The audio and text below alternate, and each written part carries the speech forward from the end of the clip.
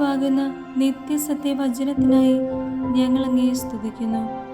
യേശുവേ, അങ്ങയുടെ പരിശുദ്ധാത്മാവിനെ നൽകി അങ്ങയുടെ മാഹാത്മ്യം കാണുവാൻ ഞങ്ങളുടെ ഉൾക്കണ്ണുകളെ തുറക്കണമേ. വചനമനുസരിച്ച് അങ്ങയുടെ സാക്ഷിയായി ജീവിച്ച് നിത്യജീവിതത്തിന് ഞങ്ങളെ അർഹരാക്കണമേ. ആമേൻ. യോഹന്നാന് ലഭിച്ച വെളിപാട് 14-ാം അധ്യായം 1 മുതലുള്ള തിരുവചനങ്ങൾ. കുഞ്ഞാടും അനുയായികളും. ഒരു കുഞ്ഞാട് സിയോൻ മലമേൽ നിൽക്കുന്നത് ഞാൻ കണ്ടു. അവനോട് കൂടെ 144,000 പേര്. അവരുടെ നെറ്റിയിൽ അവൻ്റെ നാമവും അവൻ്റെ പിതാവിൻ്റെ നാമവും എഴുതിയിട്ടുണ്ട്. വെള്ളച്ചാട്ടത്തിന് ഇരമ്പൽ പോലെയും വലിയ ഇടിനാദം പോലെയും സ്വർഗത്തിൽ നിന്നൊരു സ്വരം ഞാൻ കേട്ടു. വീണക്കാർ വീണ മീട്ടുന്നത് പോലൊരു സ്വരം. അവർ സിംഹാസനത്തിൻ്റെയും 4 ജീവികളുടെയും ശ്രേഷ്ഠന്മാരുടെയും മുമ്പാകെ ഒരു പുതിയ ഗാനം ആലപിച്ചു. ഭൂമിയിൽ നിന്ന് വിലയ്ക്ക് വാങ്ങപ്പെട്ട 144,000 പേരൊഴികെ ആർക്കും ആ ഗാനം പഠിക്കാൻ കഴിഞ്ഞില്ല.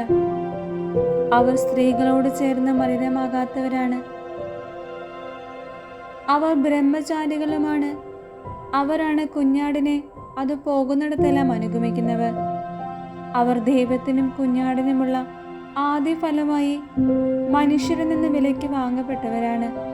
അവരുടെ അധരങ്ങളിൽ വ്യാജം കാണപ്പെട്ടില്ല. അവർ നിഷ്കളങ്കരാണ്. 3 ദൂതന്മാർ. മധ്യാകാശത്തിൽ പറക്കുന്ന വേറൊരു ദൂതനെ ഞാൻ കണ്ടു. ഭൂമിയിലുള്ളവരോടും സകല ജനതകളോടും ഗോത്രങ്ങളോടും ഭാഷകളോടും രാജ്യങ്ങളോടും വിളംബരം ചെയ്യാനുള്ള ഒരു സനാതന സുവിശേഷം അവൻ്റെ പക്കലുണ്ട്. അവൻ ഉച്ചസ്വരത്തെ വിളിച്ചു പറഞ്ഞു, ദൈവത്തെ ഭയപ്പെടുകയും അവിടുത്തേക്ക് മഹത്വം നൽകുകയും ചെയ്യുവിൻ. എന്തെന്നാൽ അവിടുത്തെ വിധിയുടെ സമയം വന്നു കഴിഞ്ഞു.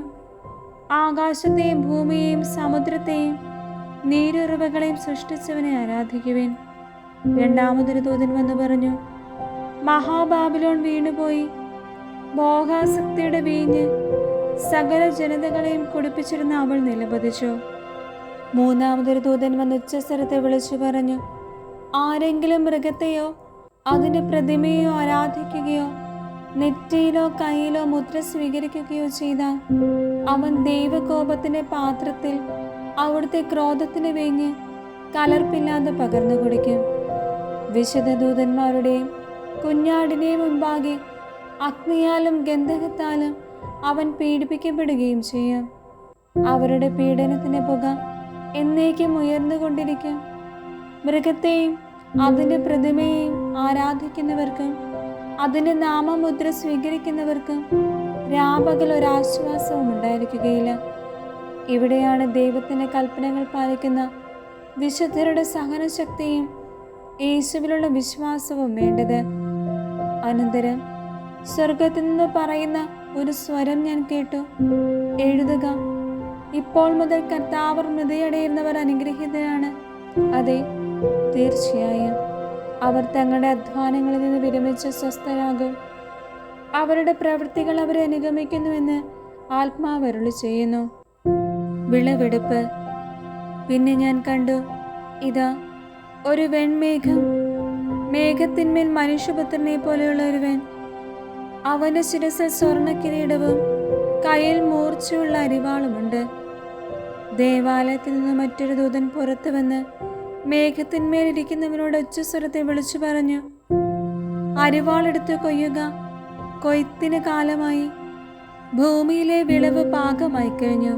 അപ്പോൾ മേഘത്തിലിരിക്കുന്നവൻ തന്റെ അരിവാൾ ഭൂമിയിലേക്ക് എറിയുകയും ഭൂമി കൊയ്യപ്പെടുകയും ചെയ്തു.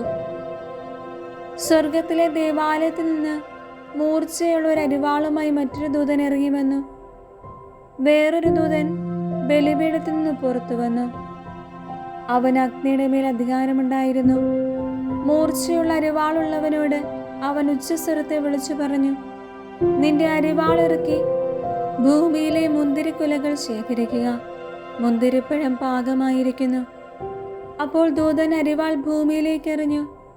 ഭൂമിയിലെ മുന്തിരിവിള ശേഖരിച്ച് ദൈവത്തിന് ക്രോധമാകുന്ന വലിയ മുന്തിരി ചക്കിലിട്ടു. പട്ടണത്തിന് വെളിയിലുള്ള ചക്കിലിട്ട് മുന്തിരിപ്പഴമാട്ടി ചക്കിൽ നിന്ന് കുതിരകളുടെ കടിഞ്ഞാൺ വരെ ഉയരത്തിൽ 1600 സ്ഥാദിയോൻ നീളത്തിൽ രക്തപ്രവാഹമുണ്ടായി.